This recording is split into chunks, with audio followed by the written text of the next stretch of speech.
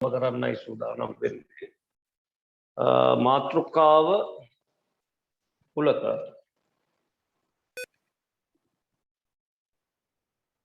මාතෘකාව දාගන්න කුලක.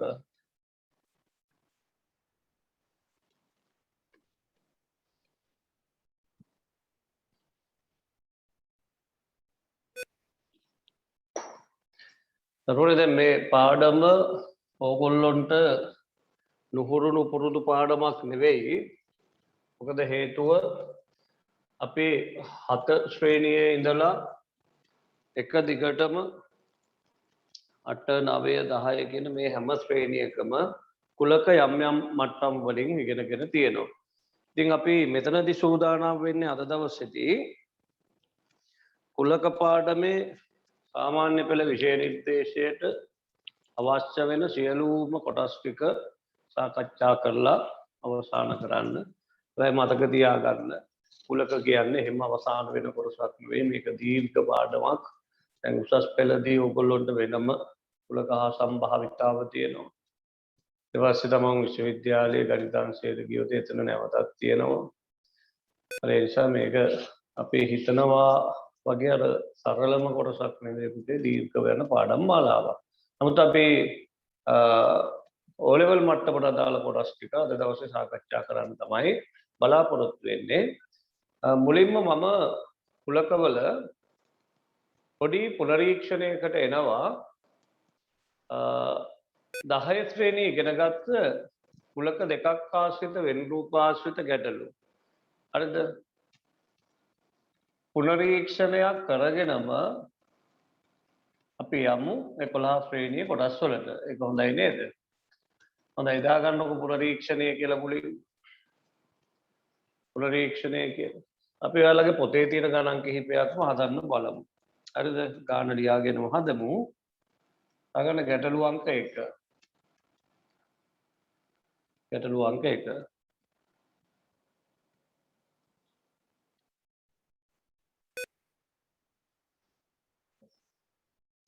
ගැටලු අංක 1 මම මේ අවසාන ගණන් ටික හදද්දී ඔයගොල්ලන්ට ඔය සකලේ වෙච්චරම පස්සේ නැති නිසා එක දාගන්න ගැටලු අංක 1 විදියට.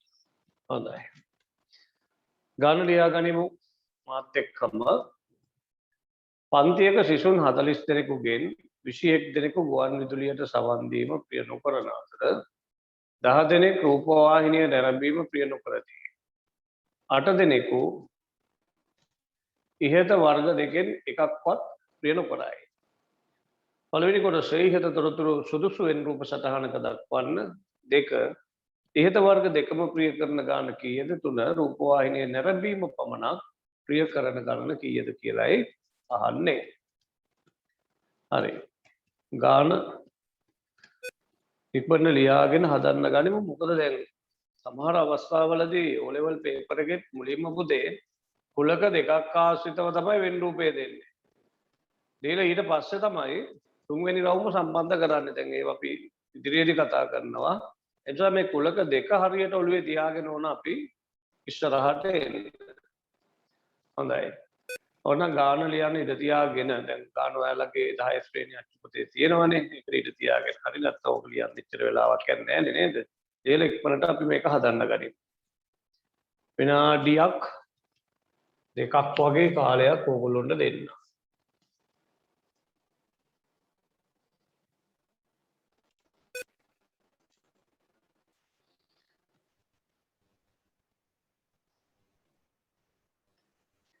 දැන් බලන්න දැන් මෙතන කියන්නේ ගුවන් විදුලියට ප්‍රිය නොකරන අය ඉන්නවා. ඒත් එක්කම රූපවාහිනියට ප්‍රිය නොකරන අය ඉන්නවා. හරිද? එතන මහදම ඕගොල්ලොන්ට ඒ සීන් එතකොට වටහා ගන්න. දැන් අපි හිතමු දැන් මේ ප්‍රදේශ වලින් ප්‍රිය කරන අය තමයි මේ ඉන්නේ. එතන ඉන්නවා ගුවන් විදුලිය ප්‍රිය කරන හරිද?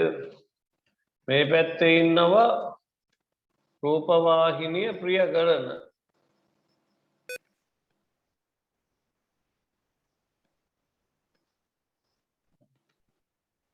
දැන් අපි තොරතුරු ටික ඇතුළත් කළොත් සර්වත්‍ර කුලකය කියනවා සිසුන් 40 දෙනයි ඔක්කොම පන්තියේ. උන්න 40 දෙනාගෙන් 21 දෙනෙක් ගුවන් විදුලියට ප්‍රිය කරන්නේ නැහැ. ඒ කියන්නේ ගුවන් විදුලිය කියන රවුමෙන් පිට ඉන්න ඕන 21 දෙනා. 10 දෙනෙක් රූපවාහිනිය නැරඹීම ප්‍රිය කරන්නේ නැහැ. හරිද? 8 දෙනෙක් ඉහත වර්ග දෙකෙන් එකක්වත් ප්‍රිය කරන්නේ නැහැ. එහෙනම් 8 දෙනෙක් ඉන්න ඕනේ එළියේ. 8 දෙනෙක් එළියේ. ඒක මුලින්ම දාගන්න.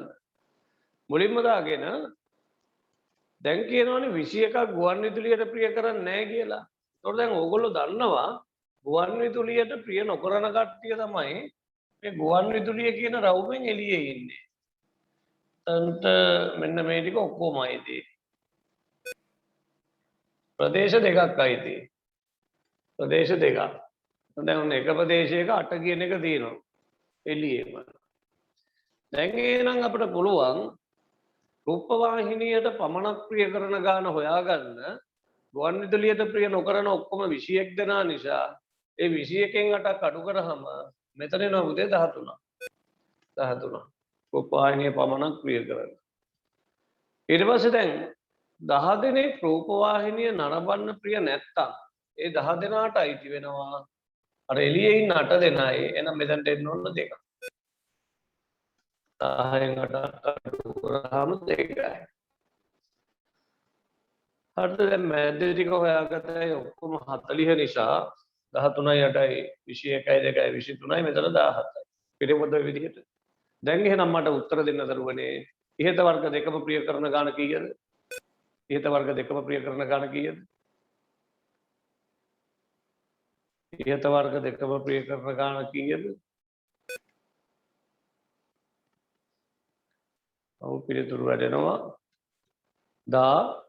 17යි. හරිනේ. එහෙනම් දෙවෙනි කොටසට උත්තරේ 17යි. ඊළඟට මට කියන්න රූපවාහිනිය නැරඹීම පමණක් ප්‍රිය කරන ගාන කීයද? රූපවාහිනිය නැරඹීම පමණක් ප්‍රිය කරන ගාන කීයද?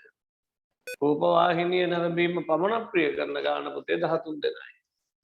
ඉතින් අර පිළිතුරු ලැබිච්ච ප්‍රමාණය අනුව ඔයගොල්ලෝ තාටියක් ඉතින් මේවට හුරු වෙන්න ඕන කියන එක තමයි මගේ හැඟීම. එහෙම නැත්නම් අහන තුනක්ගෙන් උත්තර වැටෙන්න තිබ්බා. එහෙම වැටුන්නේ නැහැනේ දැන් මේක මම අඳිනකම්. හරි. ඔය ඒ ගාන. ඊළඟට අපි දෙවෙනි ගාන විදිහට යමු මේකට. මේකට යමු දෙවෙනි ගාන විදිහට. අවුරුදු ක්‍රීඩාවකට සහභාගී වූ දරුවන් 35 දෙනෙක්ගේ කතාවක් තියෙන්නේ. හරිද?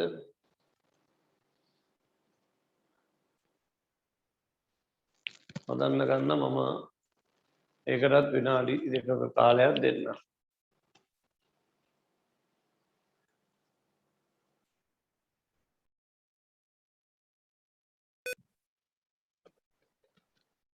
හොඳයි දැන් මේකේ කියන්නේ අවුරුදු ක්‍රීඩාවකට සහභාගී වුණු දරුවන් 35 දෙනයි. එතන මාධ්‍යම බලන්න.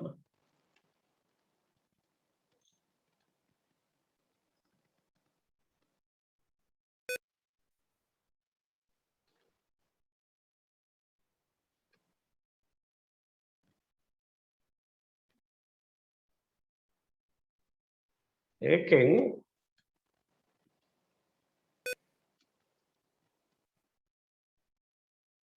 දහනමයක් පිරිමි ළමයි.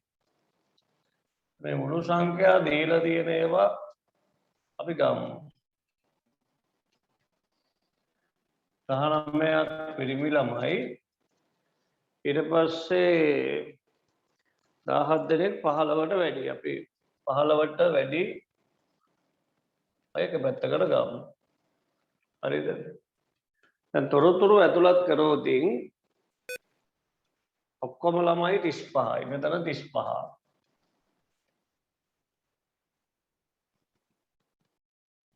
පිරිමි ළමයි 19යි. ඒතකොට 19 අපි මෙතනින් තියාගමු.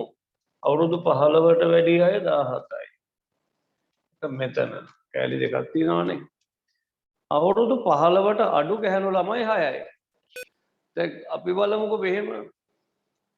දැන් මෙතන ඉන්නේ අවුරුදු 15ට අඩු පිරිමි. මෙතන ඉන්නේ අවුරුදු 15ට වැඩි පිරිමි. මෙතන ඉන්නේ අවුරුදු 15ට වැඩි ගැහැණු ළමයි. එළියේ ඉන්නේ අවුරුදු 15ට අඩු ගැහැණු ළමයි. දැන් අවුරුදු 15ට අඩු ගැහැණු ළමයි 6යි. දන්න 6යි. හරිද? ප්‍රදේශය හරියට හඳුනා ගැනීමේ හැකියාව අපිට තියෙනවා. ඊළඟට මොකක්ද කියන්නේ? ඊළඟට අපිට පුළුවන් ඊටු ටික පුරවන්න. දැන් ඕම් බලන්න අපිට පේනවා මේ රවුමේ 19ක් ඉන්නවා. එතන 19යි. හරිද? 19යි. එළියේ 6ක් ඉන්නවා. එළියේ 6ක් ඉන්නවා. ඒතකොට 19යි 6යි 25යි. ඔක්කොම 35 නිසා මෙතනට එන්න ඕන 10 නේද? ඔක්කොම 35 ඉඳලා. එතන 10යි. ඒතකොට 19යි 6යි 25යි 25යි 10යි 35. එතන 10 නම් මෙතන 7යි 17ක් වෙන්න. මෙතන 7 නම් මෙතන 12. දැන් අපි අහන ප්‍රශ්න තමයි අවුරුදු 15ට වැඩි පිරිමි ළමයි ගාන කීයද? අවුරුදු 15ට වැඩි පිරිමි ළමයි ගාන 7යි. එහෙනම් ඔයාලගේ පිළිතුර නිවැරදි. ඔයාලගේ පිළිතුර නිවැරදි. හරි. ඊළඟ එක. මම ඊළඟට එනවා පුතා කෙලින්ම මෙන්න මේ 11 වෙනි ගානට. මේක ටිකක් වෙනස් ගානක්. 11 වෙනි ගාන. එක්තරා ගමක ජීවත් වන ගොවීන්ගෙන් 36 දෙනෙක් අලවගා කරති. මිරිස් පමණක් වගා කරන ගොවීන් ගණන 18කි. අලවගා නොකරන ගොවීන් ගාන 24ක් වන අතර මිරිස් වගා නොකරන ගොවීන් ගාන 26කි. ඉහත තොරතුරු වෙන් රූප සටහනක දක්වා ඉහත වගා දෙකෙන් එකක්වත් නොකරන ගොවීන් ගාන අපෙන් අහනවා. අල පමණක් වගා කරන ගොවීන් ගාන අහනවා. ඉහත වර්ග දෙකම වගා කරන ගොවීන් ගාන අහනවා. හොඳයි. බලමුකෝ කවුද මේ ගාන ඉක්මනටම හදන වාසනාවන්තයා කියලා.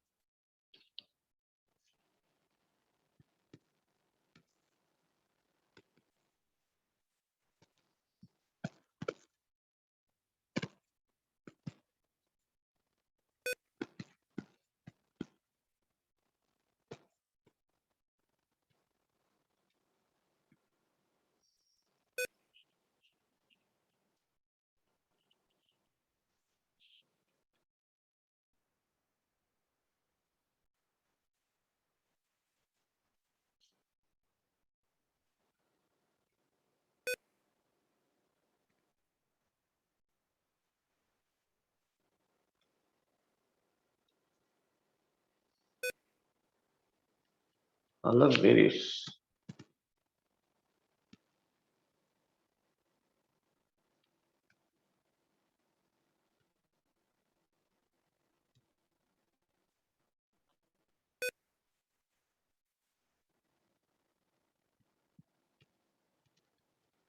කවුමතම ඇන්දෝති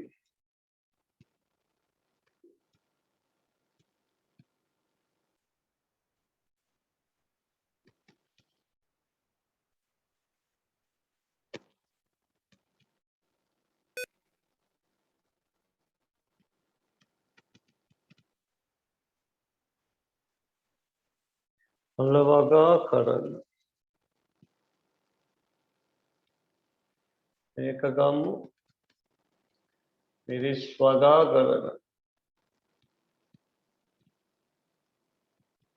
මුලින්ම උත්තර දානවා පසන් දිනුක අවසාන් ආකාශි දිනුකගේ මෑ උත්තර දෙක වෙනසක් තියෙනවා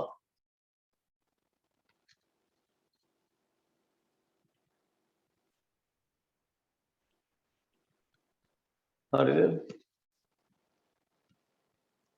ඔයින්ගෙන් 36 දෙනෙක් අලවගා කරන එහෙනම් මෙතනට 36 හරිද ඊට පස්සේ තියෙනවා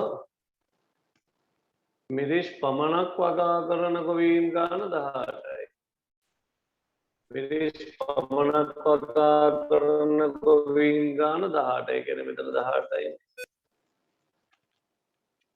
අලවගා නොකරන ගොවීන් ගණන 24යි අලවගා නොකරන ගොවීන් 24යි ඉතින් අලවගා නොකරන ගොවීන් ගාන 24 නම් 18 නිසා පුතේ එළිය කීයක් එන්න ඕනද එළියට 6ක් එන්න ඕන නේද අලවගා නොකරන කිව්වට පස්සේ මිරිස් පමණක් වගා කරන ටිකයි එකක් වගා නොකරන ටිකයි ගන්න ඕන ඊළඟට කියනවා මිරිස් වගා නොකරන ගොවීන් ගාන 26යි දැන් මිරිස් වගා නොකරන ගොවීන් ගාන 26 නම් මේ 6යි ඊටු ටික මෙතනට එන්න ඕන නේද එහෙනම් එතනට කීයක් එන්න ඕනද පුතා 20ක් එන්න ඕන එතන 20 නම් මෙතන 16යි නේ 16යි ඔර දැන් අපෙන් අහන ප්‍රශ්න ටික ඉහත වගා දෙකෙන් එකක්වත් නොකරන ගොවීන් ගාන කීයද පුතේ 6යි එකක්වත් නොකරන අය 6යි අල පමණක් වගා කරන ගොවීන් ගාන කීයක් එනවද අල පමණක් වගා කරන 20යි ඉහත වර්ග දෙකම වගා කරන ගොවීන් ගාන කීයද 16යි 16යි හරිද හරි ඔන්න එහෙනම් කුලක දෙක යටතේ අවසාන ගැටලුව දරුවනේ එයින් පස්සේ අපි යනවා ඔයාලට අලුත්ම කොටසක් කුලක තුනක් ආශ්‍රිතව ප්‍රදේශ හඳුනා ගන්න. හරි. මෙන්න පුතේ ඊළඟ ගාන.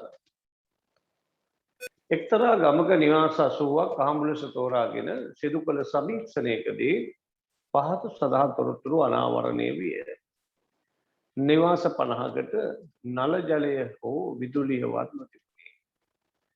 නිවාස 30කට විදුලිය නොතිබුණි. නල ජලය ඇතිමුත් විදුලිය නොමැති වූ නිවාස ගණන එම පහසුකම් දෙකම තිබුණු නිවාස ගණනට වඩා 7කින් වැඩිය. ඉහත තොරතුරු සුදුසු වෙන් රූප සටහනක දක්වන්න. 2 නල ජලය හා විදුලිය සහිත නිවාස ගණන කීයද? විදුලිය ඇතත් නල ජල පහසුකම නොමැති නිවාස ගණන කීයද? නල ජලය නොමැති නිවාස ගණන කීයද? එක් පහසුකමක් පමණක් ඇති නිවාස ගාන කීයද? ඔය නල ජලය කියනකොට පුතේ හරි මේකද? මේකද? එකම පුතේ බේලි දෙකේ ලයනුත් වෙනස් ස්පේස් තියලා තියෙනවා දෙවෙනි එකේ පළවෙනි එකේ ස්පේස් නැහැ. නල කියනකොට උඩද යටද හරි? නල ජලය.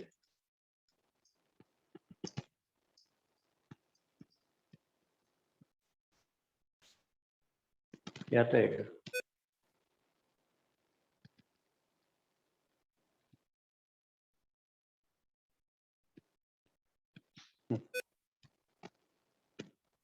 දැනීෂ කියනවා ලයන්න මුරුත්තජ වෙන්න ඕනේ. ඔක උනත් කමන්නේ ගණන්නේ පුතේ මොකක් හදන්නක් දාලා.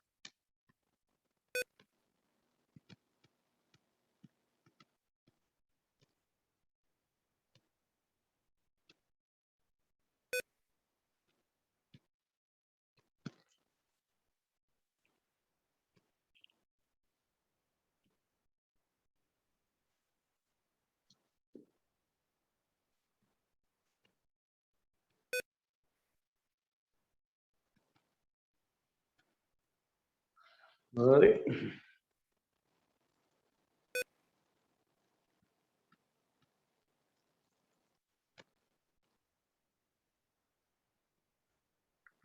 තුලිය නල ජලය.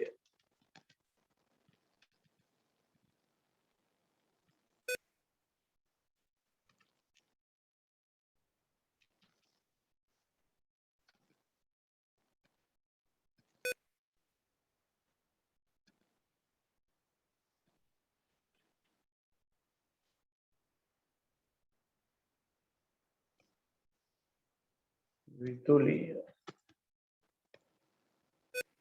ඇති. මේකට දාමු නල ජලය ඇති.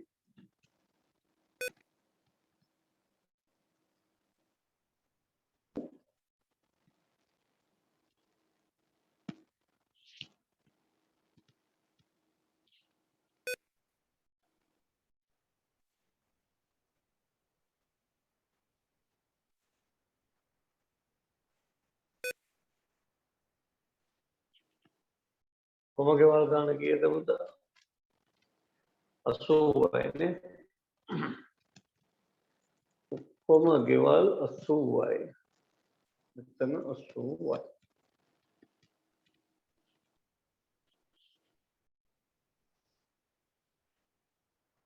පනහකට නල ජලයවත් නැහැ විදුලියවත් නැහැ. මාර්ගමක් නේද?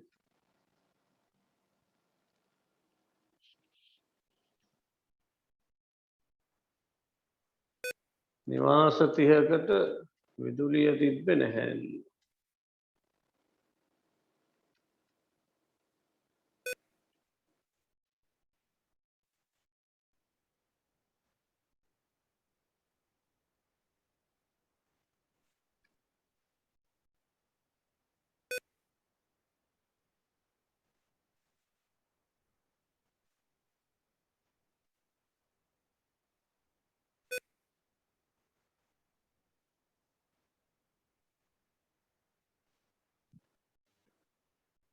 ගානේ වැරද්දක් තියෙනවා නොතිබුණේ.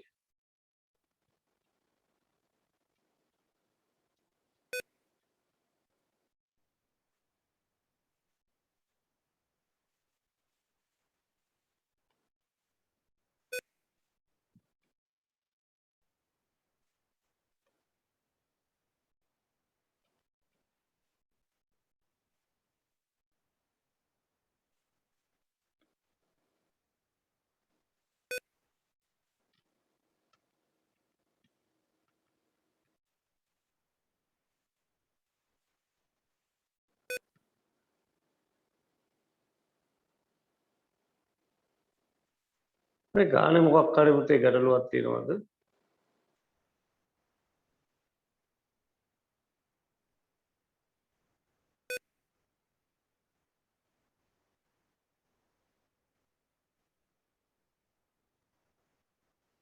මොකද දැන් මේ 50කට නල ජලය හෝ විදුලියවත් නැහැ කියලා අවශ්‍ය දාලා තියෙන නිවාස 30කට විදුලිය නොතිබ්බයි කියලා. ඒක නේන්න. ඔයාලගේ බලන්න මේ පොත පොඩ්ඩක් ගන්න පුතේ 10 ශ්‍රේණියේ පොත. පොත අරගෙන පොතේ චෙක් කරන්න ඔබද තියෙන්නේ කියලා. සමහර විට වෙනස් වෙන්න පුළුවන්.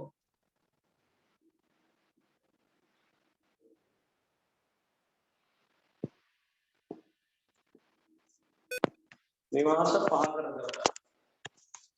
හරිද? දැන් අපිට නිවාස 5කට නල ජලය හෝ විදුලියවත් නොතිබුණි. එතකොට මෙතන 5යි මේ පොතේ ලැබුවත් ඉක්කොයි. ඒක සමානෝනේ පොත්වලදී අද විදිහට 50 කියලා සමාන පොත්වලදී 5 කියලා.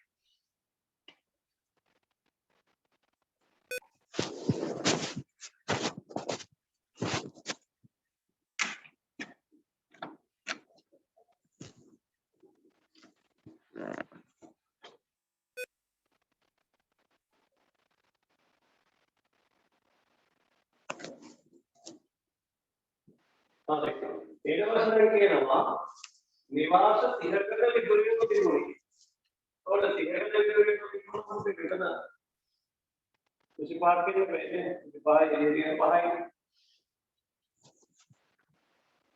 ඊළඟට කියනවා නලජලය ඇතිවොත් විදුලිය නොමැති වූ නිවාස ගන්නවා.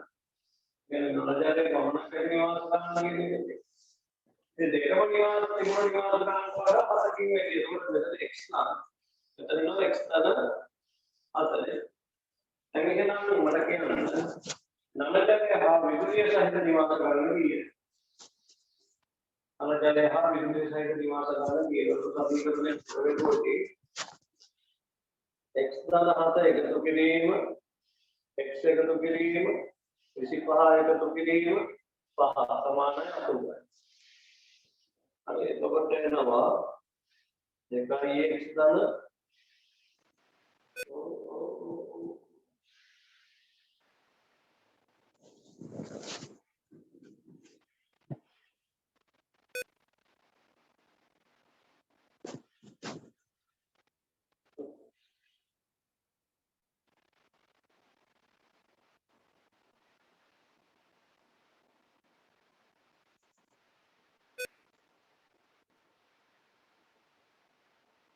नलक चले ऐसे नो विदुलिय नोमेटी तो आंसर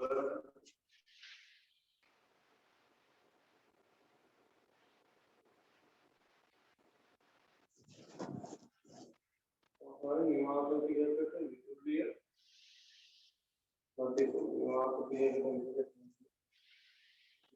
अरे नगत की नवा नलक चले ऐसे विदुलिय नोमेटी को निवास दानन नलक चले ऐसे विदुलिय नोमेटी को निवास दानन पासवान देखकर मुझे तो निवास दानन थोड़ा कहने में ना किसी बारे में कहा हुआ हूँ लेकिन दहा के ना दहा काहे और दहा डाले अगर दिया है अगर इसका डाले तो किसके का है तो अपना तो सुधार नहीं नलचले हाँ विद्युतीय सहित निवास करने की है दहा इधर भी क्या हुआ विद्युतीय है तब नलचला बाहर पता हो नलचली निवास करने की है तो क्या क्यों विदुलिय ऐसा नलजल पहाड़ नमते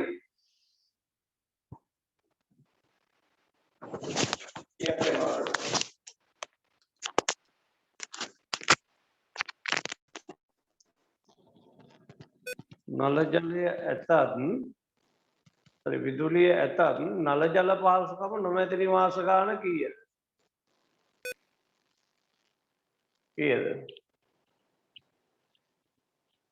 इस देखाय जले नल जले नोमेत निवास गान कीयत नल जले नोमेत निवास गान कीयत इस हताय इलाट एक पहसुकमක් පමණක් ඇති නිවාස ගාන කීයද එක් පහසුකමක් පමණක් ඇති නිවාස ගාන කීයද මෙතන තියෙනවා පුතේ විදුලිය පමණක් තියෙන 32යි නල ජලය පමණක් තියෙන 25යි එතකොට කීයද 57යි එතකොට කීයද 57යි හරි ඔන්න දැන් ඔය කුලක දෙකක් ආශ්‍රිත ගැටලු ටික සාකච්ඡා කරේ ඔයාලගේ පෙළ පොත උදව් කරගෙන 10 ශ්‍රේණියේ හරි දැන් දාගන්න පුතේ අනුමාතුකාවක් කුලක තුනක් ආශ්‍රිත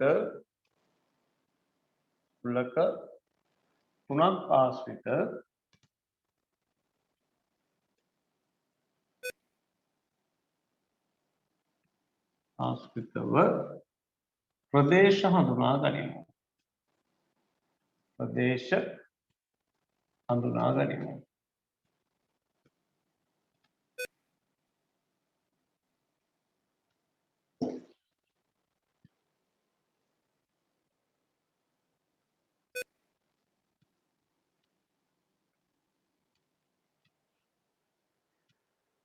මම මේකට ප්‍රායෝගික උදාහරණයක් අරගෙනම පැහැදිලි කරන්නම්. මාත් එක්කම පුතාලා ලියාගමු. සර්වත්‍ර කුලකයේ ලියා ගන්න පන්තියක සිසුන්. පන්තියක සිසුන්.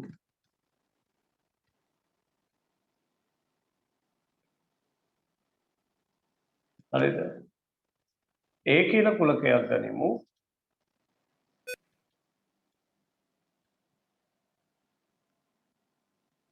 නුවර ගොස් ඇති සිසුන්.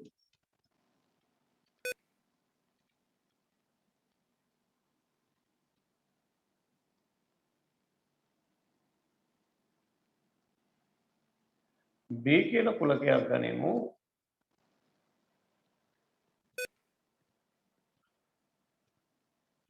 යාපනයේ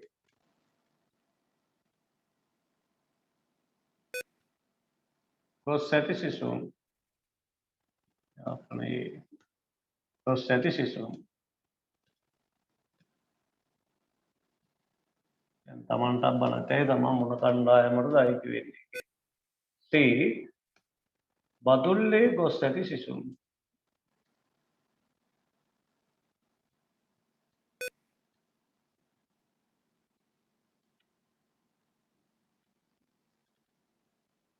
හරිනේ? හරි දැන් ඕගොල්ලෝ අඳින්න ඕන ඊට කලිනුත් ඕගොල්ලෝ ඔය වැඩේ කරලා තියෙනවා කුලක දෙකක් ආශ්‍රිත ප්‍රදේශ හඳුනා ගැනීමේදී ලොකු රවුම් ගන්න එපා. හොඳේ. සාමාන්‍ය පොඩි රවුම් වලින් මේ විදිහට රවුම් තුනම ඡේදනය වෙන විදිහට ඔය වගේ වෙන් රූප දැනට 10ක් විතර ඇඳ ගන්නව 12ක් විතර අඳින්න. එකයට එක. ඉස්සරහෙන් ලියන්න ඉඩ තියන්න හොඳේ. ඉස්සරහෙන් ලියන්න ඉඩ තියන්න. ලොකු ඒවා අඳින්න එපා. පොඩියට අඳින්න. නැත්නම් ගොඩාක් කිල මෙතන ලියනවා. ඇඳ ගන්න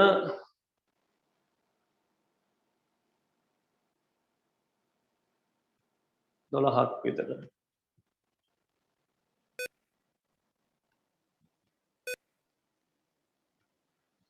එනවා හරිද? දැන් බලන්න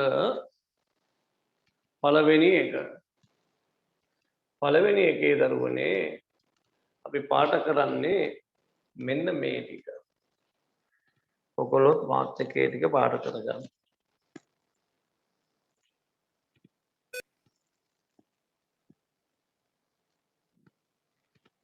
එතකොට මට කියන්න මේ ප්‍රදේශයේ ඉන්නේ කවුද?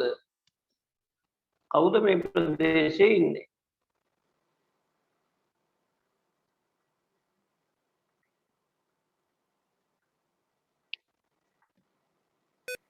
මේ ප්‍රදේශයේ කවුද ඉන්නේ?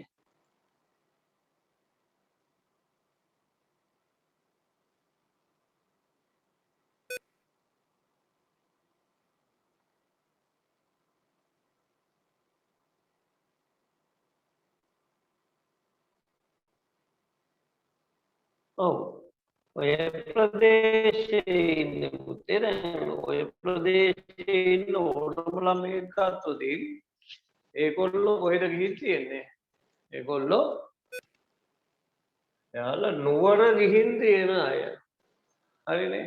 එහෙනම් අපි යෝග සංකේත වලින් ලියන්නේ පුතේ මේ විදිහටයි. ඒම තමයි කුලකේ විස්තර කරනවා නුවර ගොස් ඇති සිසුන්.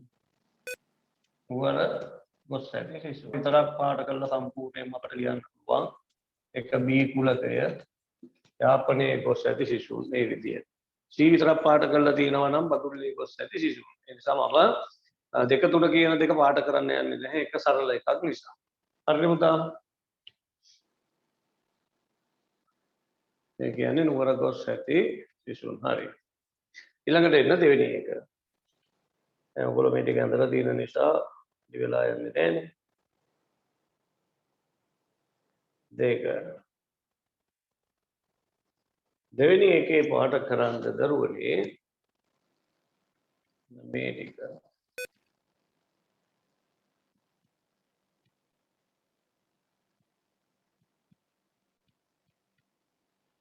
හොඳයි. මට කියන්න ඔය ප්‍රදේශයේ ඉන්නේ කවුද? කවුද ඔය ප්‍රදේශයේ ඉන්නේ?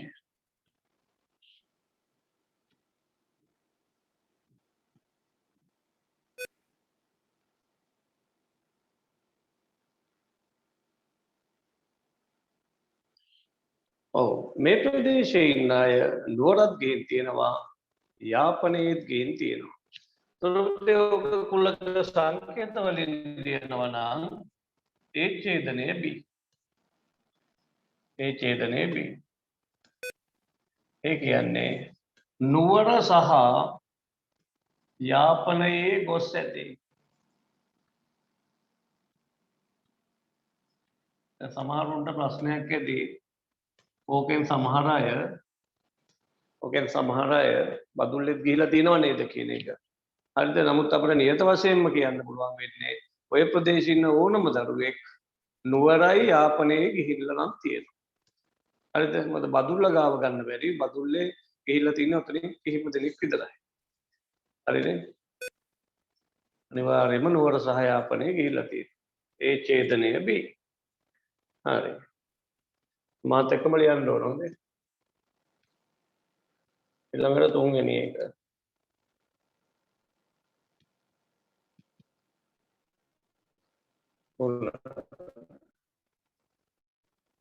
මේක තනියම ලියන්න.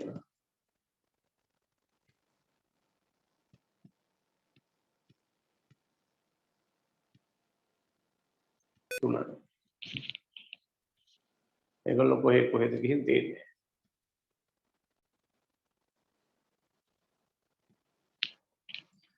නුවරයි බදුල්ලයි. ඒ ඡේදනය C. නුවර සහ බදුල්ලේ ගොස් ඇති සිසුන්.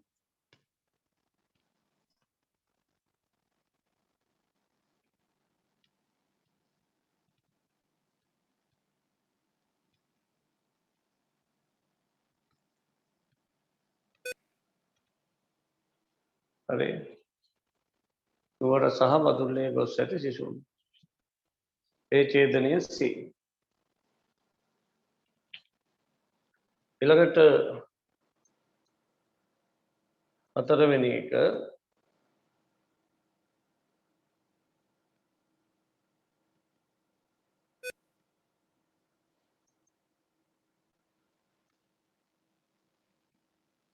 මේ ටික.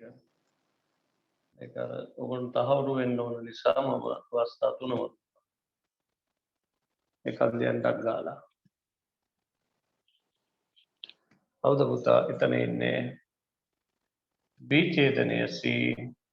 ඒගොල්ලෝ යාපනයේ ගිහිලා තියෙනවා බදුල්ලේ ගිහින් තියෙනවා නුවර ගිහිලා නෑ කියන්න බෑ.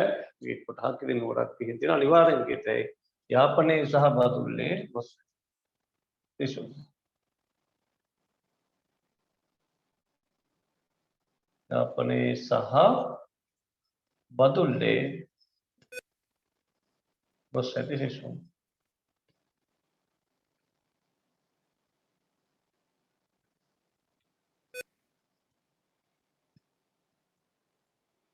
හරිද?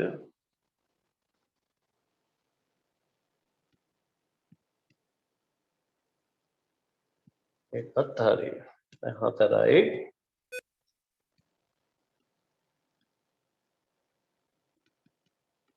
දැන් එමු පස්වෙනි එක. පස්වෙනි එකේ දරුවනේ මේ ටික. ඒක ඔයගොල්ලෝ තනියම ලියන්න. සරලයිනේ. ඔව්. භවිෂ්‍ය දානවා මොකද්ද කියලා. ඔතනින් ණය ගැන අපිට විශේෂ දෙයක් කියන්න පුළුවන් මේගොල්ලෝට ඔය තැන් තුනේම ගිහිල්ලා තියෙනවා. අර දැන් කියන්නේ ඔය තැන් තුනේම ගිහින් තියෙනවා නම් ඔයගොල්ලෝ ගියා කියලා දාන්නකො බලන්න ඔය තැන් තුනේම ගියපු අය ඉන්නවද? නුවර නම් ගොඩක් අය ගිහිල්ලා ඇති.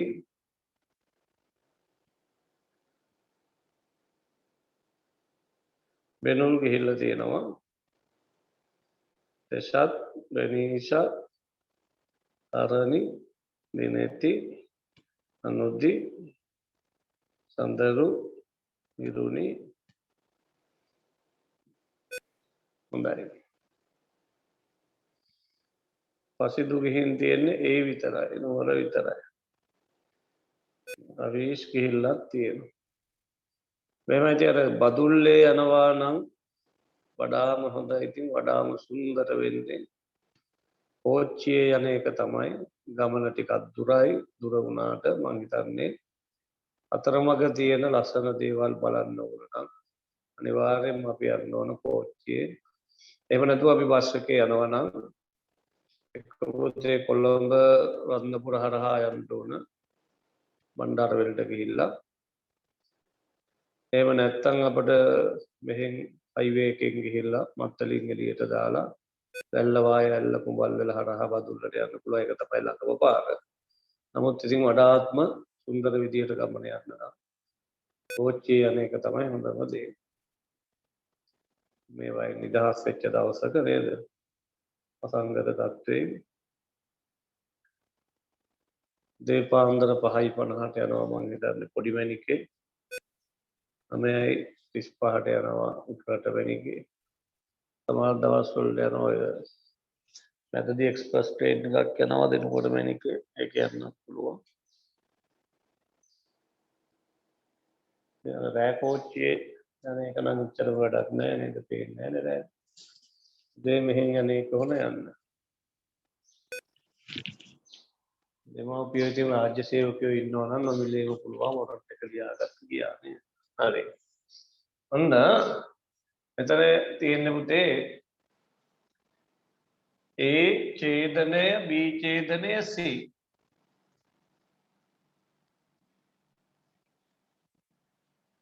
නුවර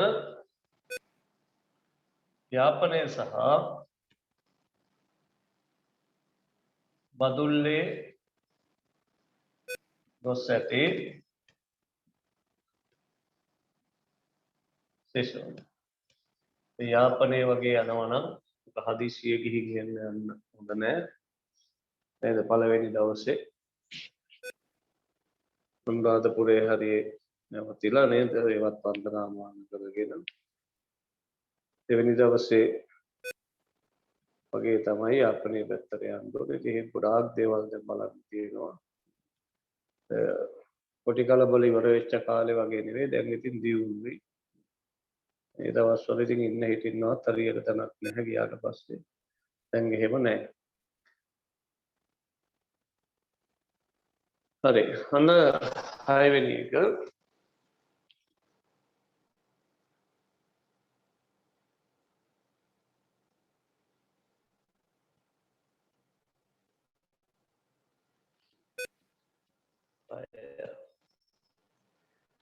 හයවෙනි එකේ මෙන්න මේ අය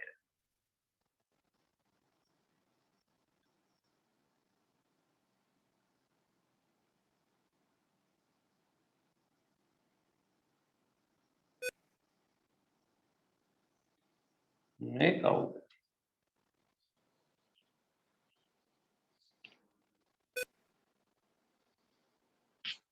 ඒ ඉන්න කෙනෙක් ගත්තොත් අපිට කියන්න පුළුවන් දේ මොකද්ද?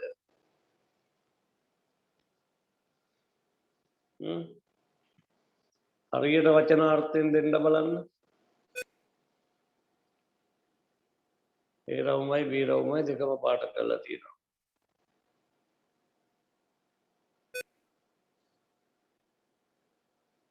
මොකද්ද හිතෙන්නේ? දිනුක දැම්මා. අමිල දැම්මා සංකේත වලින්.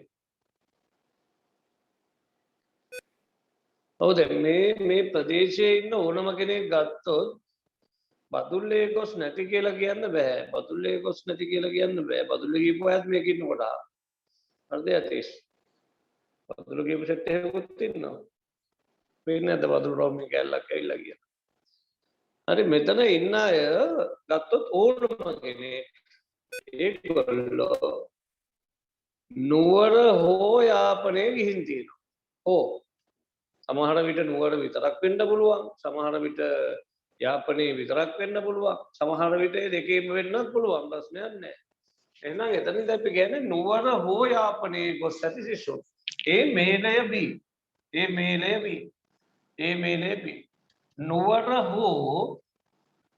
හෝ යාපනයේ ගොස් ඇති සිසුන්. ගොස් ඇති සිසුන්. ඔතන්ට ඉතින් පුතේ තුනටම ගියපු කට්ටියත් අයිති වෙනවා. නුවර විතරක් ගියපු කට්ටියත් අයිති වෙනවා. යාපනයේ විතරක් ගියපු කට්ටියත් අයිති වෙනවා. නුවර යාපනයේ දෙකම ගියපු කට්ටියත් අයිති වෙනවා. සමහර විට නුවරයි බදුල්ලේ විතරක් ගියපු කට්ටියත් අයිති වෙනවා. නුවර ගිහින් තියෙනවනේ සමහරට නුවර හෝ බදුල්ල හෝ යාපනයේ විතරක් ගියපු කට්ටිය අයිති වෙනවා. හොඳයි මෙන්න මේ 6 වෙනි එක. ඊට පස්සේ අපි යමු 7 වෙනි එකට.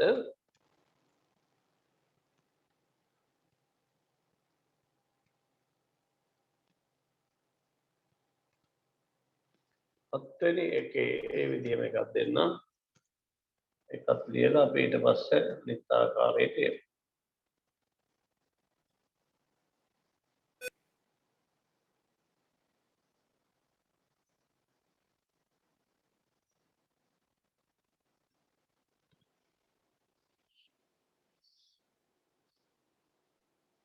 හරි ඉක්මනට ලියන්න ඒක.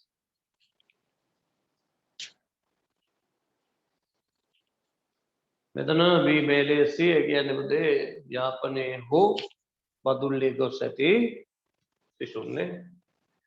බී මේලේසි යාපනයේ හෝ බදුල්ලේ ගොස් ඇති සිසුන්.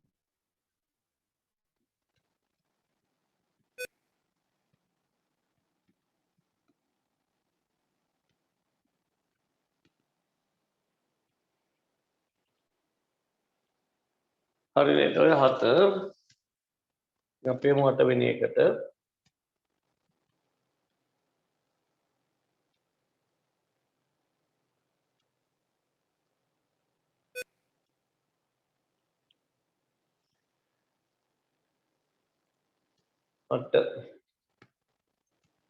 අටවෙනි එකේ දෙන්නම් පුතා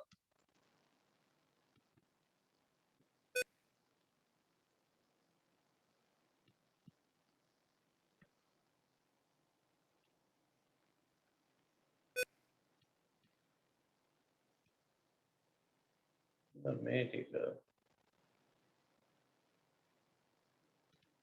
කවුද කියන්නේ මේ පාට කරපු ටිකේ ඉන්නේ කවුද?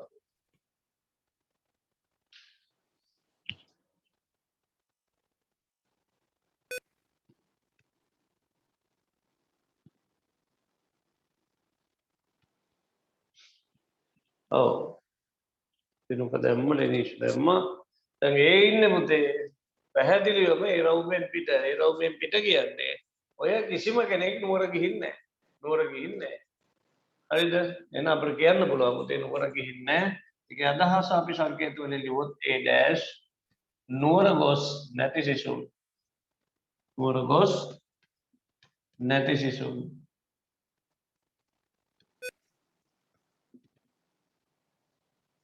නුවර ගොස් නැති සිසුන්.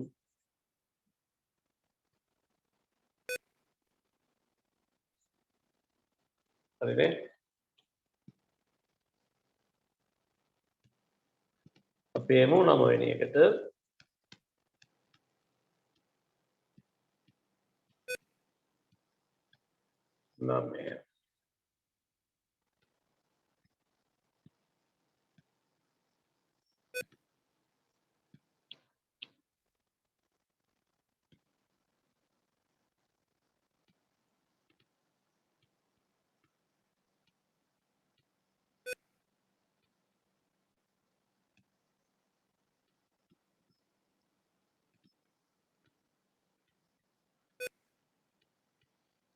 में प्रदेशे इन्नाय कौद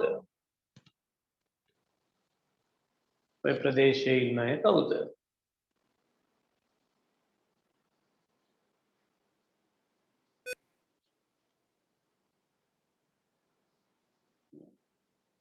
මේ අය ගැන අපට පැහැදිලිවම කියන්න පුළුවන් මොකක්ද? දිනකදාන නුවර හා යාපනයේ ගොස් නැති.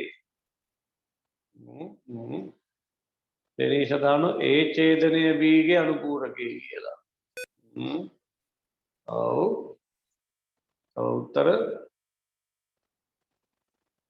අපිට දිනක වචනයෙන් කියපු එකම තමයි නුවර හා යාපනයේ ගොස් නැති කියන එකම තමයි දෙනීෂා සංකේත දාලා කිව්වේ. හැබැයි දරුවනේ ඒ උත්තර දෙකම වැරදි. හා කියන එක නෙවෙයි මෙතන දෙන්න ඕන. ඔය පාට වෙලා නැති කොටස හෝ නුවර හෝ යාපනයේ. හරිද? එහෙනම් නුවර හෝ යාපනයේ ගොස් නැති සිසුන් තමයි මෙතන ඉන්නේ. නුවර හෝ. හරිද? පාට නොවි තියෙන්නේ ඒ මේලය B. පාට කරලා තියෙන්නේ ඒ මේලය B කියන අනුපූරකය. එහෙනම් මේක වචනයෙන් ලියුවොත් නුවර හෝ යාපනයේ ගොස් නැති සිසුන්.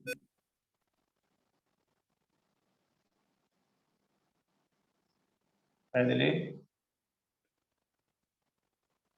නුවර හෝ යාපනයේ ගොස් නැති සිසුන්. ඒ මේලය B කියන අනුපූරකය. හරිද?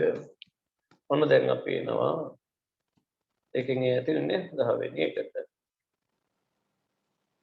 10.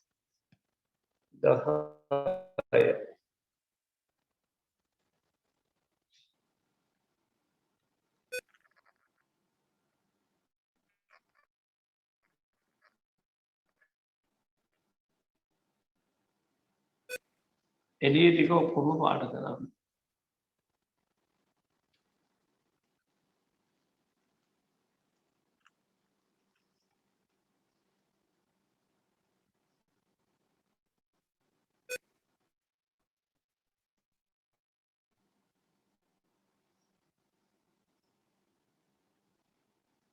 කොහොමම පුතේ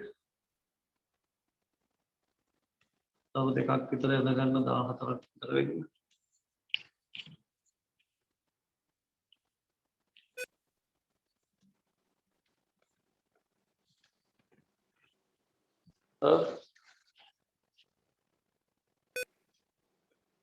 මේ පාට කරලා තියෙන ප්‍රදේශයේ ඉන්න කවුද? ඔය ස්ථාන තුනේ එකම ස්ථානයක්වත් නරඹලා නැති ගිහිල්ලා නැති දරුවෝ. එහෙම නේද? එහෙනම් ඔක සංකේත වලින් ලියන්නේ උදා මෙහෙම. A මේලය B මේලය C ගේ අනුපූරකය. හරිද? නුවර යාපනය හෝ පදුල්ලේ ගොස් නොමැති සිසු.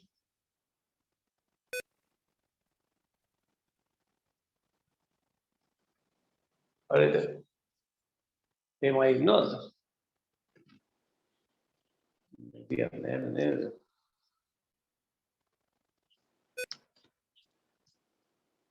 හරි. ඔන්න 10 වෙනි එක. අයින් කරන්න දරුවනේ.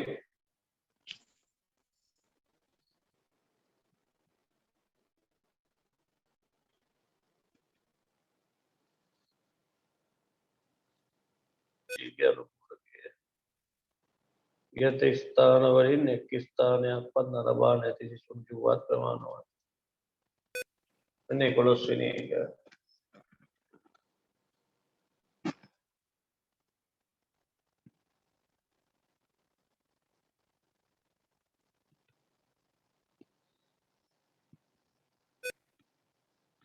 මේ ප්‍රදේශයේ කවුද ඉන්නේ?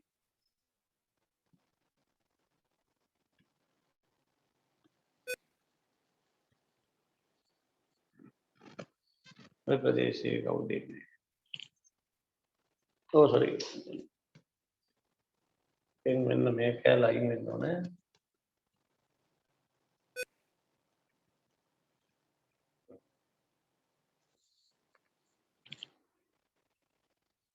එතන ඉන්නේ.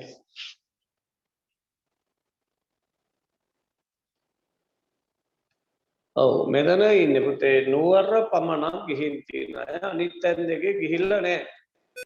නේද? අනිත් තැන් දෙකේ ගිහින් නැහැ.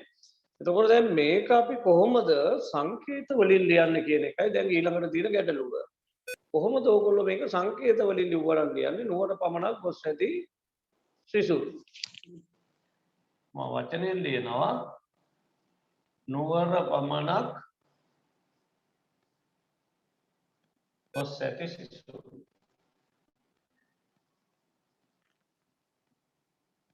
එතන ඉහත ස්ථාන තුනේ නෝනේ. කොහොමද අපි සර්වත්‍ර කුලක ආරම්භ තින්නේ අන්තියක සිසුන් කුලක තුන ආරම්භ තියෙනවා ස්ථාන තුන.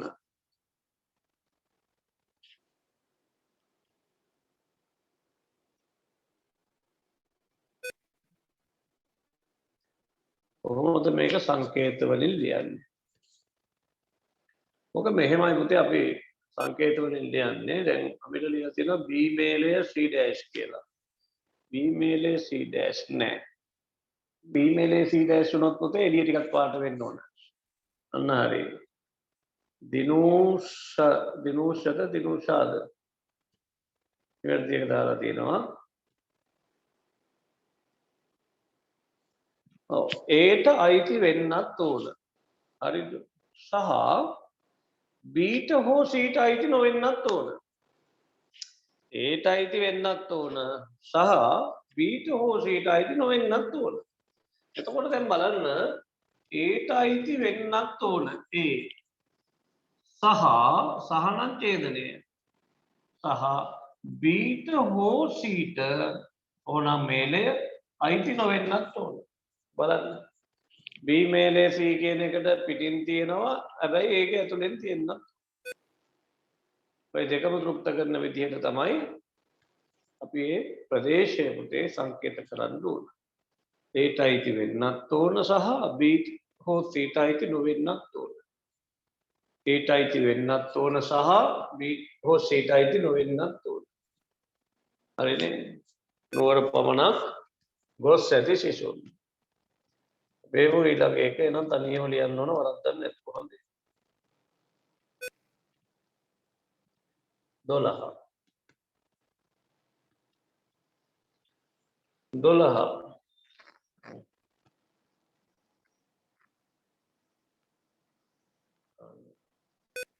වරද්දලිය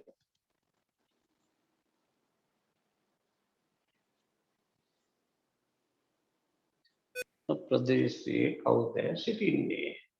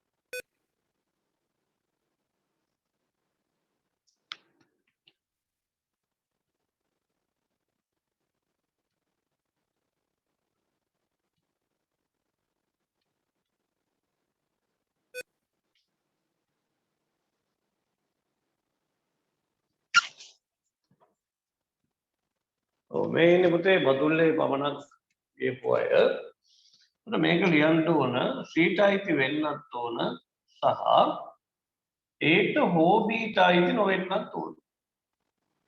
නේද? බදුල්ලේ පමණක් ගොස් ඇති සිසුන්.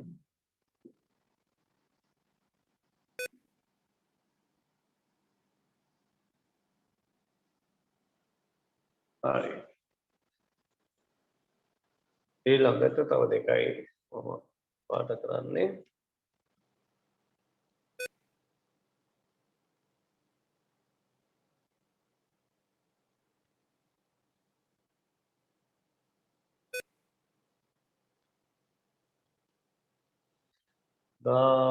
තුන සහ තුන මෙන්න මේ ටික.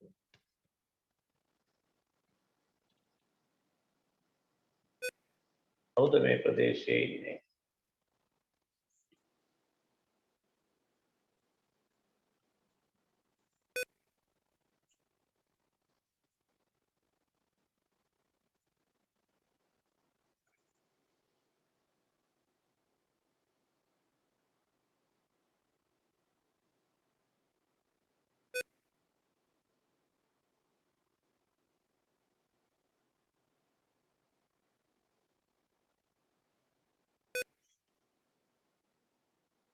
නුවර හා යාපනයේ පමණක් ගොස් ඇති සිසුන්.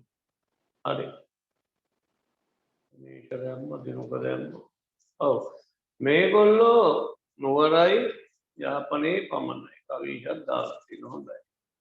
එතකොට මේක කොහොමද අපි දැන් පමණක් කියන්නේ කාර්ය මොකද ඒගොල්ලෝ ගිහින් නැහැනේ කොහෙද පතුලේ ගිහින් නැහැනේ. මේක කොහොමද අපි සංකේත වලින් කියන්නේ? දැන් මේ ටිකක් තිබ්බනම් හරි මේ ටිකක් තිබ්බනම් ඕගොල්ලෝ දන්නවා ওই ටිකක් තිබ්බනම් ඒ ඡේදනය B. ওই ටිකක් තිබ්බනම් දැන් ඒ ටික නෑනේ ඒ කියන්නේ සීටයි ටික අයින් වෙලා තියෙනවා. එහෙනම් අපි කියන්න ඕන මෙහෙම. ඒ ඡේදනය B තමයි සහ සීට අයිති නොවෙන්නත් ඕන. ඒ ඡේදනය B ට අයිති වෙන්නත් ඕන සීට අයිති නොවෙන්නත් ඕන. එහෙනම් අපි මේක පුතේ ලියන සංකේත වලින් මෙහෙම ඒ ඡේදනය B සහ සීට අයිති නොවන C dash. ඒ ඡේදනය B ඡේදනය C dash. ඒ ඡේදනය B ඡේදනය C dash. වචනෙන් ලිව්වොත් නුවර සහ යාපනය පමණක්. යාපනයේ පමණක් ගොස් ඇති සිසුන්. ගොස් ඇති සිසුන්. අර්ථ ළමයි. අවසානයක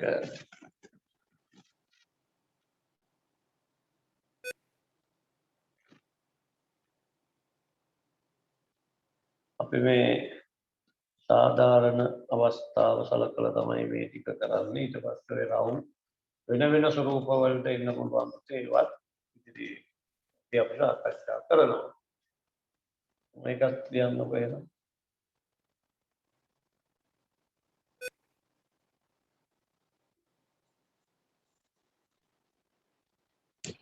මණ්ඩලියන්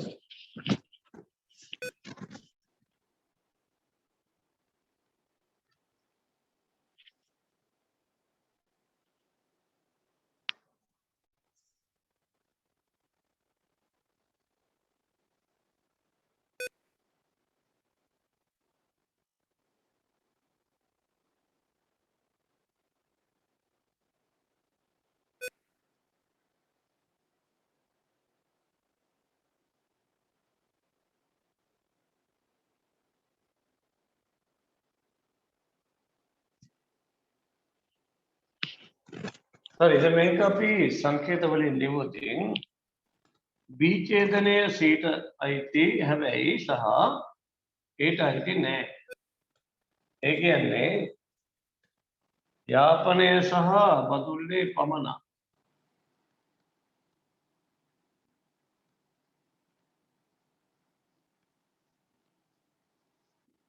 පමණක් ගොස් ඇති සිසුන්.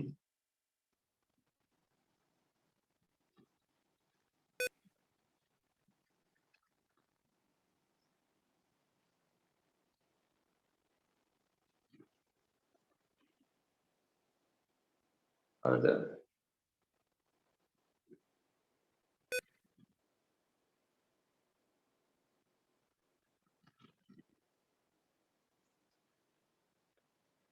ඔන්න දැන් එහෙනම් තව තියෙන ප්‍රදේශ ඇති දැනට අපි බලමු දැන් මේ තුලින් ඕගොල්ලන්ට ප්‍රදේශ හඳුනා ගැනීමේ හැකියාව තියනවාද කියලා.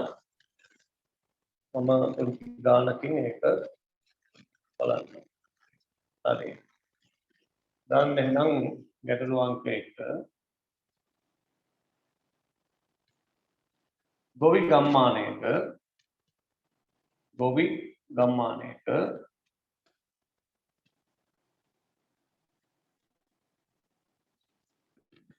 එක් භෝග වර්ගය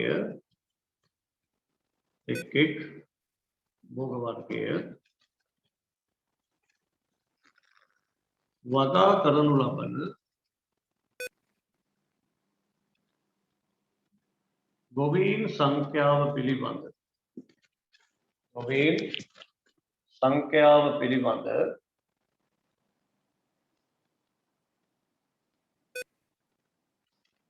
තොරතුරු පහත දැක්වේ. පහත වෙන් රූපේ දැක්වේ කියලා. පහත වෙන් රූපේ දැක්වේ.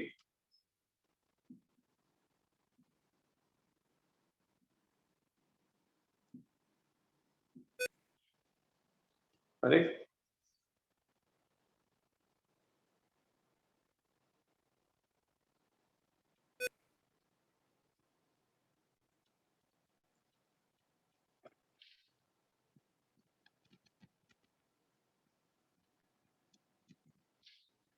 එගනිමු එතන v වගා කරනවා. එතන තල වගා කරනවා.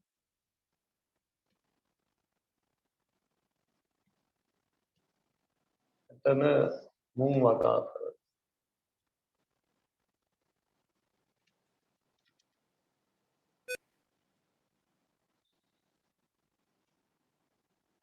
v වගා කරනවා. එතනට අපි දෙනවා 5යි 5යි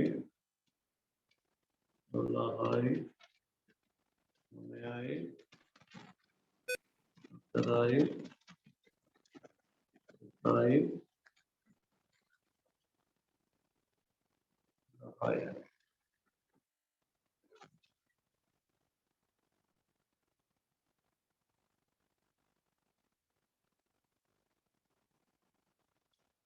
හරි. දැන් ප්‍රශ්න ටික දෙන්නයි හදන්නේ.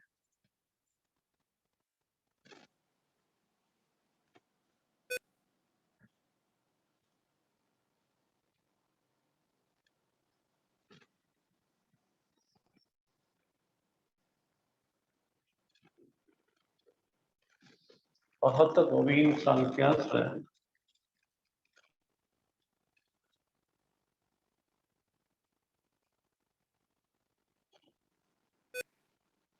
ගොවීන් සංඛ්‍යා සොයන්න.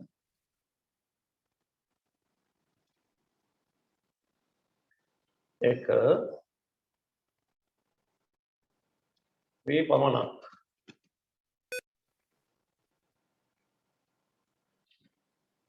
වගා කරන්න. දෙක තල පමණක්. තුන මුං පමණක්.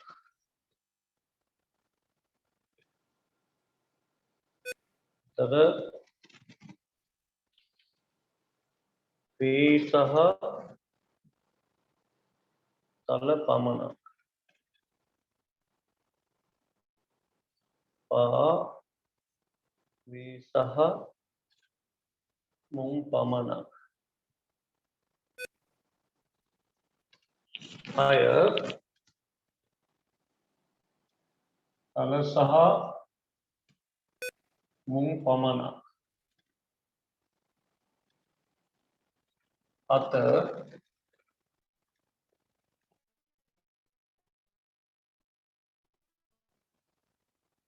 ඉහත වර්ග තුනම වගා කර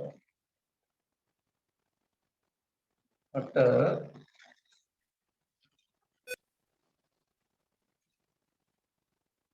ඉහත භෝග තුනෙන් එක් වර්ගයක්වත්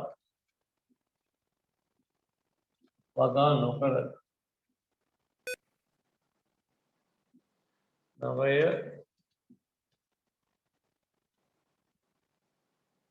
වී සහ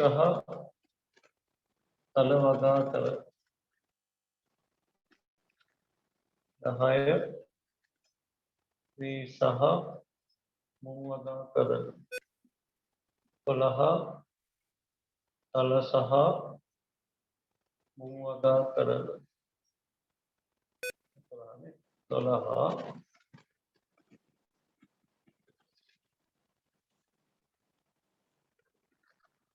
වී වගා කර 13 තල වගා කරන 14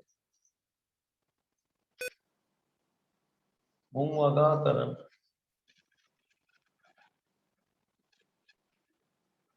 15 වී හෝ තල වගා කරන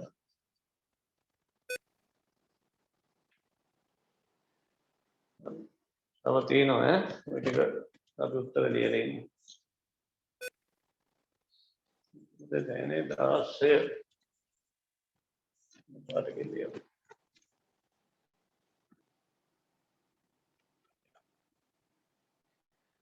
මුං වී හෝ තල වී හෝ මුං ළඟට 17 තල හෝ මුං ළඟට 18 වී හෝ තල හෝ මුං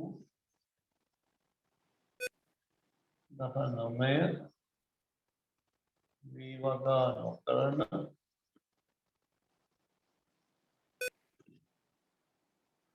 20 වී හෝ තල වගා නොකරන 20ක් තියෙනවා කල්පනා කරලා මේ සංඛ්‍යා ටික දාන්න ඕන ඕගොල්ලෝ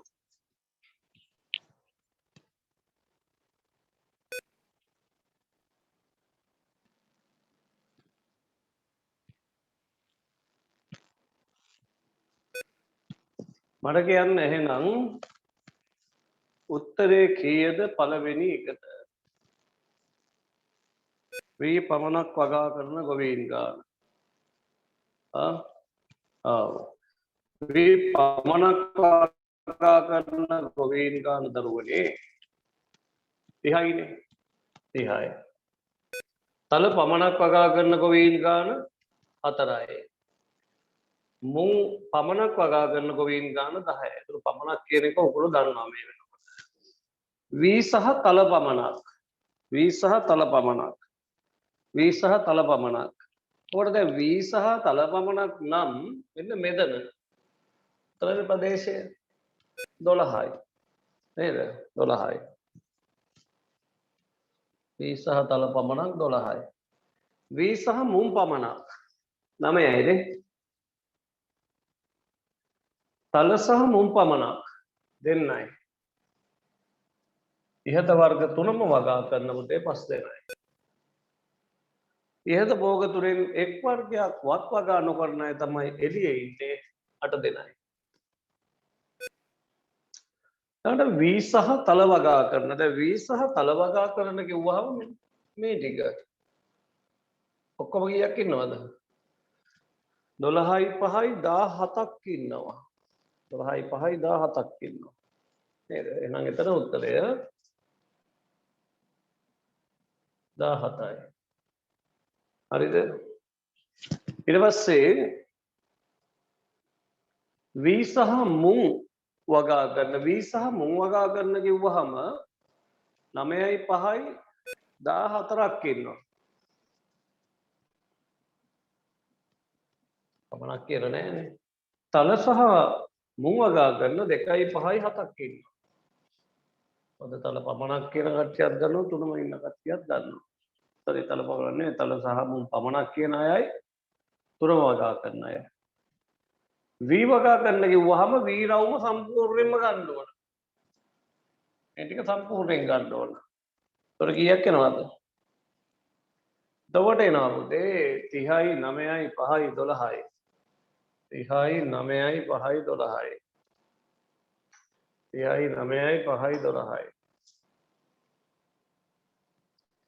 30යි 9යි 39යි 5යි 44යි 12යි 50 කීයද? 56ක් කියනවා. ඊට පස්සේ තල වගා කරන්න ගිහුවහම තල රවුම 12යි 4යි 2යි 5යි 12යි 4යි 16යි 2යි 18යි 5යි 23යි. මුං වගා කරනවා කිව්වහම මුං රවුම 9යි 5යි 2යි 10යි. 9යි 5යි 2යි 10යි. එතන කීයක් එන්නේ පුතේ? 9යි 5යි 14යි 14යි 2යි 16යි 16යි 10යි 26යි. වී හෝ තල වගා කරන්න කිව්වහම මෙන්න මේ දෙක. වී හෝ තල මතක ඇතිනේ.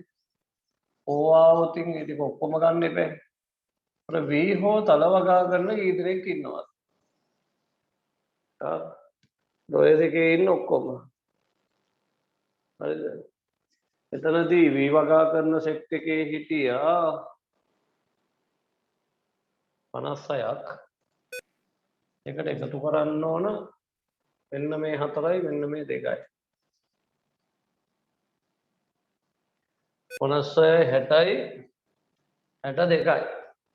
62 දාවේ. 62යි. 72ක් දාදිමු කමන්න. 62යි. ඊළඟට වී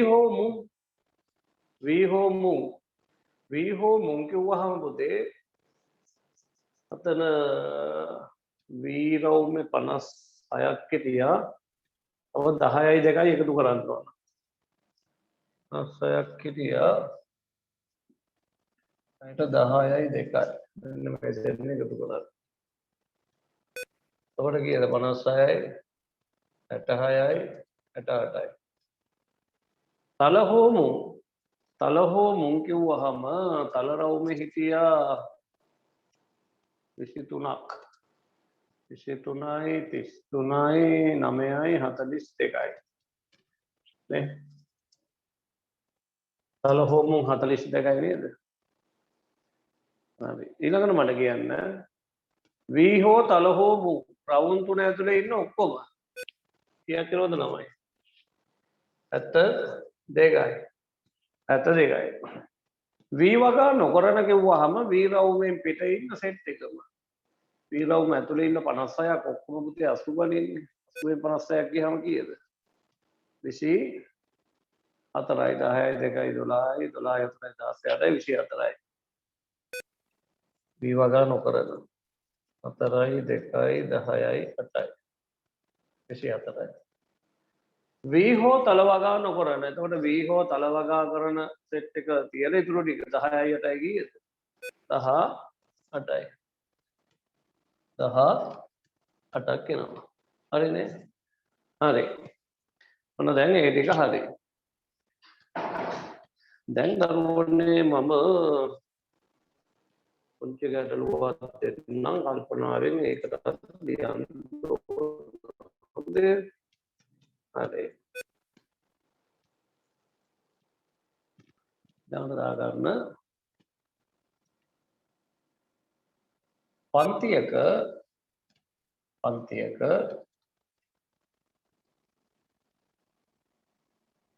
සිසුන් සමූහයකගෙන්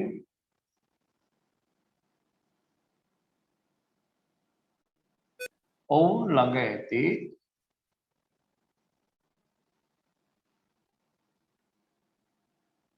පෑන් පැන්සල් සහ මකන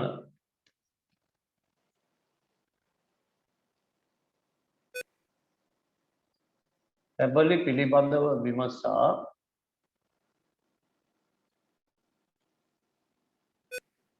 ලබාගත් තොරතුරු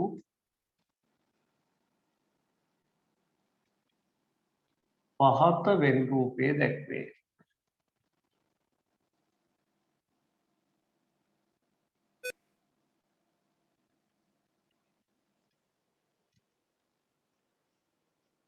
මේ වගේ අවස්ථාවල පොඩ්ඩක් කල්පනාවෙන්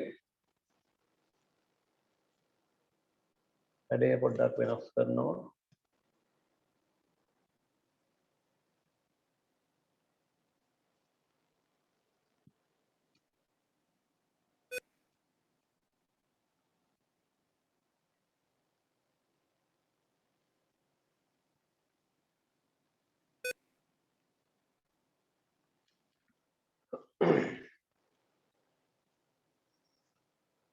මෙතන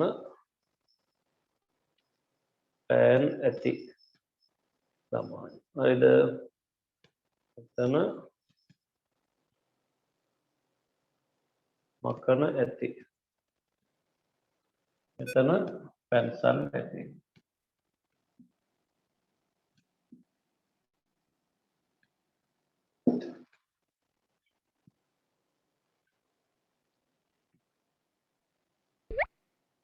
මෙතන 3යි. මෙතන 5යි. මෙතන 7යි.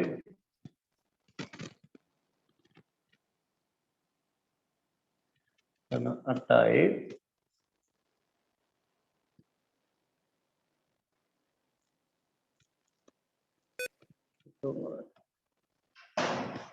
මෙතන 15යි. මෙතන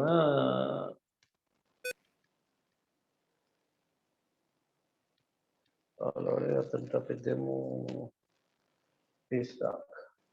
මෙතන බිඳුවයි. හරිද?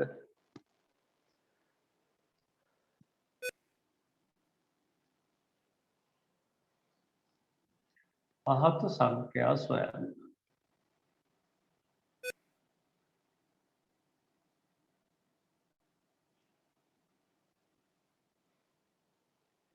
එක පෑන් පමණක් ඇති.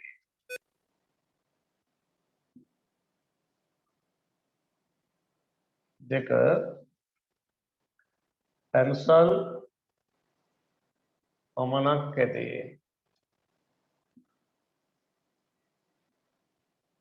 තුන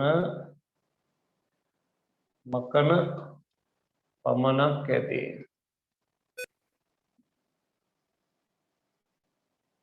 හතර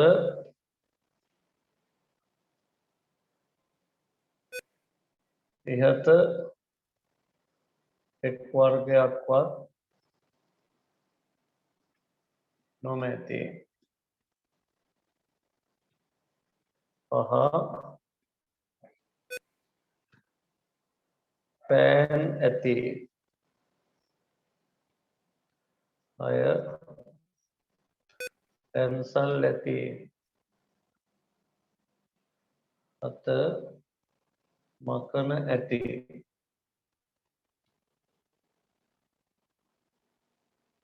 අට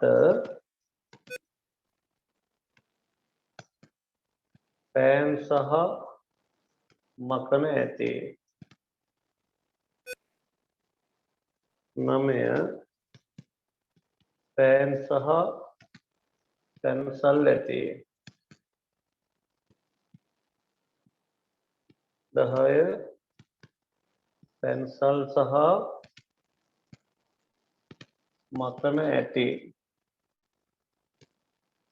11 ඉහත තුන් වර්ගයම ඇති.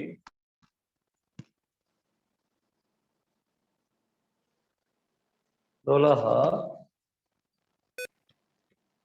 මකන නොමැති.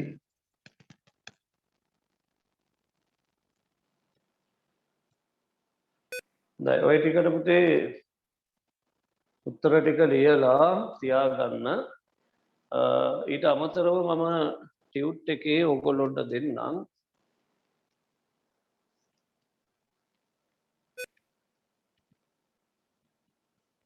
වැඩ ලියාගත්තද? ටියුට් එක ගන්නකො.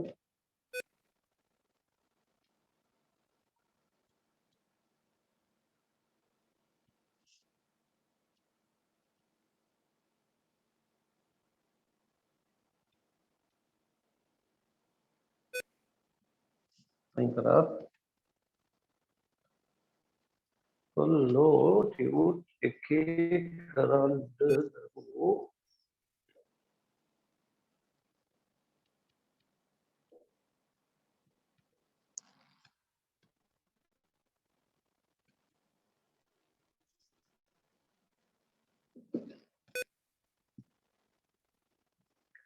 Grade 11 මුලක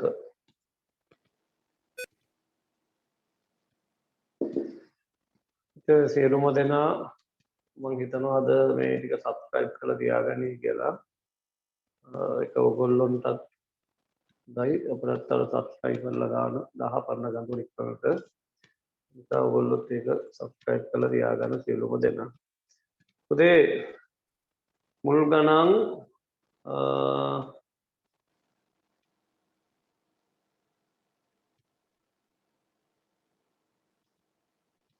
පහ 6 7 8 9 10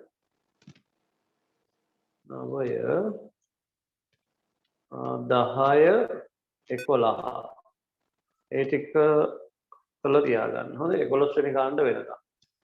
ටිකක් තියෙනවා ගණන් වැඩිපුර 11 වුණාට අපි හෙට බලාපොරොත්තු වෙනවා පාඩමේ ඉදිරියට යන්න. එහෙනම් අපි අදට නවත්තමු. හැමෝටම ආයුබෝවන්.